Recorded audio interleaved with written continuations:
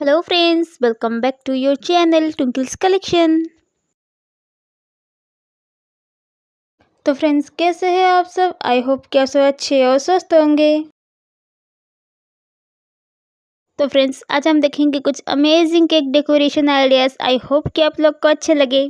ये fire cake decoration ideas है। I hope कि आप लोग को भी अच्छे लगे, अच्छे और हेल्पफुल लगे। तो please like, share and subscribe करें। तो फ्रेंड्स, डिजाइन्स को बिना स्किप करें एंड तक पूरा देखें, या कि कोई भी ब्यूटीफुल से डिज़ाइन जो आपको अच्छे लगे वो मिस ना हो जाए। तो फ्रेंड्स, ये डिज़ाइंस को अपने बर्थडे पे या फिर फ्रेंड्स के बर्थडे के लिए भी बना सकते हैं। ये बहुत अमेजिंग डिज़ाइंस है। ये फायर थीम के एक डिज़ाइन है। आई होप कि आप लोग को अच्छे लगे। ये डिज़ाइन में से अगर कोई डिज़ाइन आपको अच्छे लगे तो इसका स्क्रीनशॉट लेके बेकरी में देके बना सकते हैं।